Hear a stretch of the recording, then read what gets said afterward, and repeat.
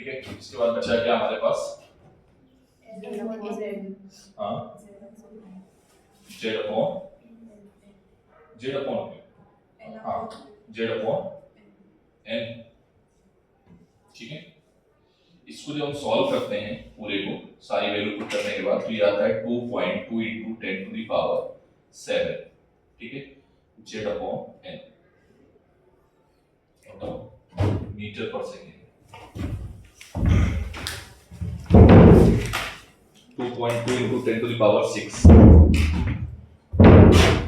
Power क्या है बेटा 6।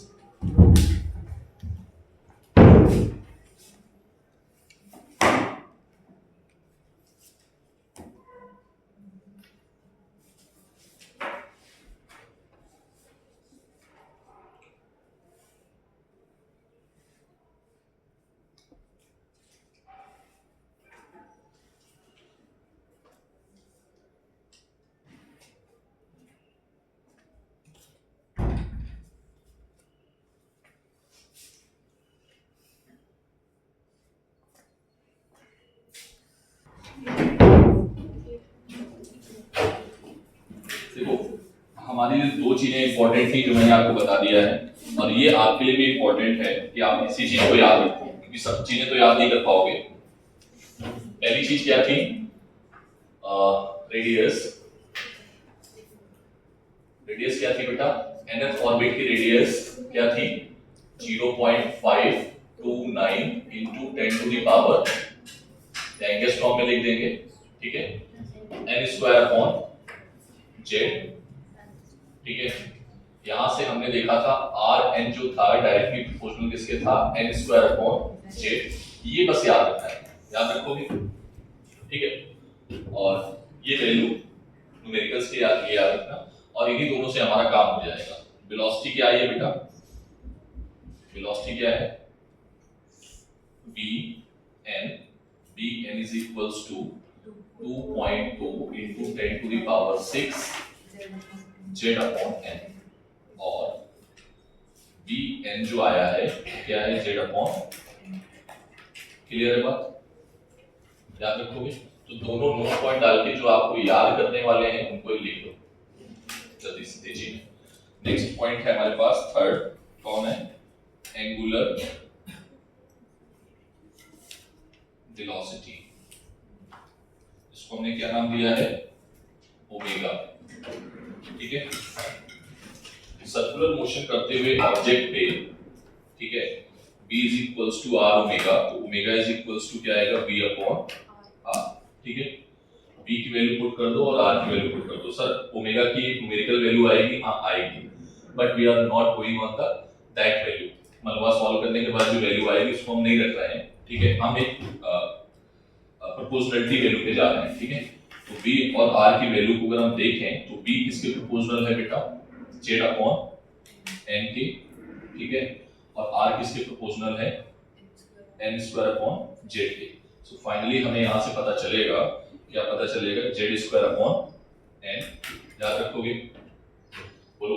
तो ओमेगा की ये वैल्यू आपको याद रखनी है, और यहीं से क्वेश्चंस आपसे पूछा जाता है, ठीक है। अभी तक जितने भी क्वेश्चंस आए हैं वो सब यहीं से आए, नोट मत करना, पहले इधर देख लो एक साथ जल्दी से, ठीक है। फिर इसके बाद टाइम पीरियड, फ्रीक्वेंसी, दूसरा है time period, time period t। तो अभी आपने क्या निकाला है, omega, omega is equals to 2 pi by t, मतलब यहां से ओमेगा इनवर्सली प्रोपोर्शनल होगा t के, ठीक है। तो t क्या आएगा 1 by omega, final result will get we can write here t, omega की वैल्यू कितनी है z स्क्वायर बाई n, तो n स्क्वायर बाई क्या आ जाएगा ये n cube by z square, clear है। नाउ फ्रीक्वेंसी क्या आएगी बेटा,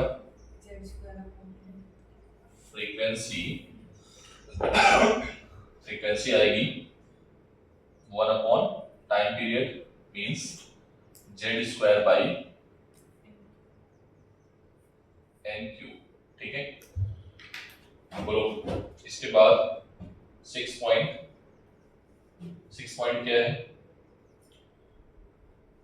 स्पीड। स्पीड तो निकाल ही ली है, फिर इसके बाद आएगा टेंजेंशियल एक्सेलरेशन। कौन सा एक्सेलरेशन? दो तरीके का एक्सेलरेशन है यहाँ पर, टेंजेंशियल एक्सेलरेशन, इसको हमने नाम दिया है AT। ठीक है, तो बेटा यहाँ पर AT अगर निकालना है तो यहाँ पर स्पीड क्या है? स्पीड है कांस्टेंट। ठीक है, स्पीड क्या है? कांस्टेंट। और AT किसको डिफाइन करता है? AT होता है डिफरेंशिएशन ऑफ स्पीड, इसका होता है वेलोसिटी, मत बोल देना। तो AT क्या हो जाएगा? 0। जब AT 0 होता है तो अल्फा भी क्या होता है? 0। अल्फा मतलब एंगुलर एक्सेलरेशन। ठीक है, और ओमेगा क्या हो जाएगा? कांस्टेंट। ठीक है, मैग्नीट्यूड वाइज। ठीक है, ओमेगा क्या हो जाएगा? ओमेगा कांस्टेंट हो जाएगा। ठीक है, note down first.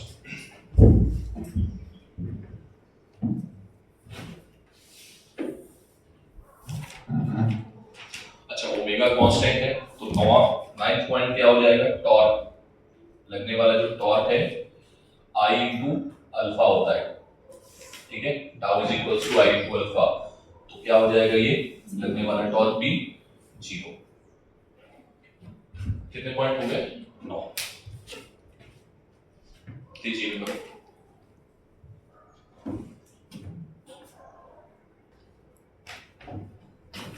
Next point, next है कौन सा? F number.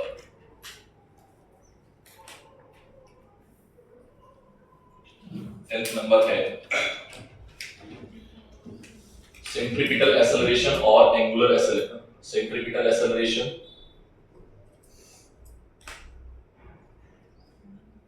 और इसको नॉर्मल एक्सेलरेशन भी बोलते हैं। ठीक है, इसको हमने रिप्रेजेंट किया है AT से। AT इज इक्वल्स टू क्या होता है? v square upon r। तो v की वैल्यू क्या थी? v की वैल्यू क्या थी बेटा? v की वैल्यू नहीं, उसमें बताओ। z बाई n का square upon n square by z क्या आएगा? प्रोपोर्शनलिटी में AT क्या आ जाएगा? z की पावर 3। ठीक है, और n की पावर 4। ये आ जाएगा सेंट्रीपिटल एक्सेलरेशन। ठीक है, इसी तरीके से जो फोर्स आएगा सेंट्रीपिटल फोर्स, कौन सा force? Next point, centripetal force. ठीक है, सेंट्रीपिटल फोर्स जो एक्ट हो रहा है वो क्या है? z की पावर 3 n की पावर 4। ठीक है, नेक्स्ट और क्या हो सकता है?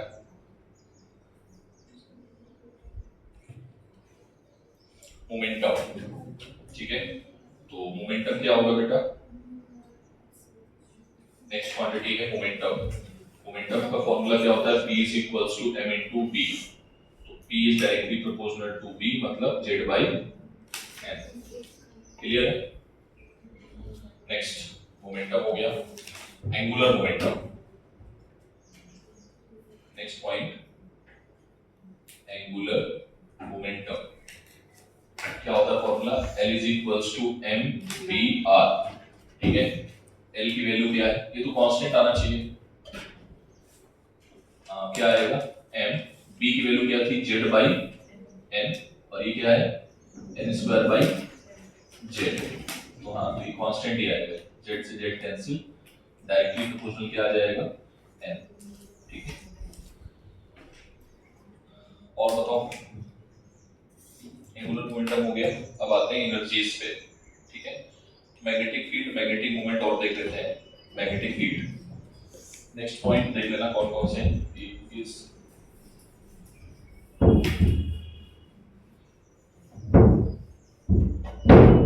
बेटा आप लोग पॉइंट बना के लिखते जाना। ठीक है, नेक्स्ट है जो भी है 14 है, आई थिंक 1 2 3 4 14 6 15 15 16 17 18। ठीक है, 15 में आ जाओ।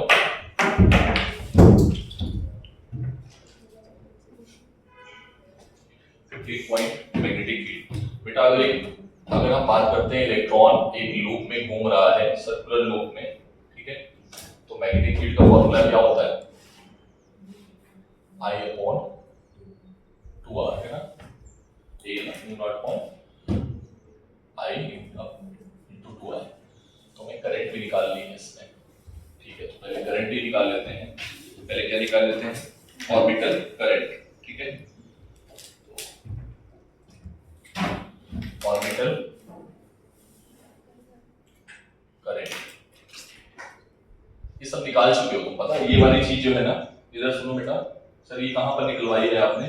ये मैंने मटेरियल मेथड में निकलवाई है ऑलरेडी, आप देखना भी आपको याद आ जाएगा। Q is equals to I into T, तो I is equals to Q upon T, ठीक है। Q की वैल्यू क्या है? कौन घूम रहा है? इलेक्ट्रॉन। कौन घूम रहा है?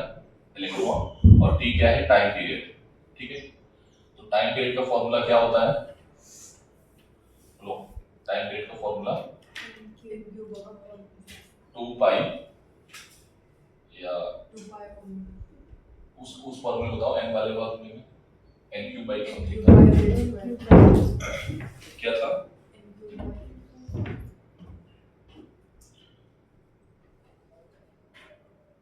हाँ क्या था? n क्यूब बाई t जो था वो क्या था? n cube by z square. तो यहाँ पर डायरेक्टली ऐसे लिखेंगे हम z square upon n cube. बोलो कोई दिक्कत? ठीक है, तो ये ऑर्बिटल करंट आ गई। तो मैग्नेटिक फील्ड क्या आएगा बेटा?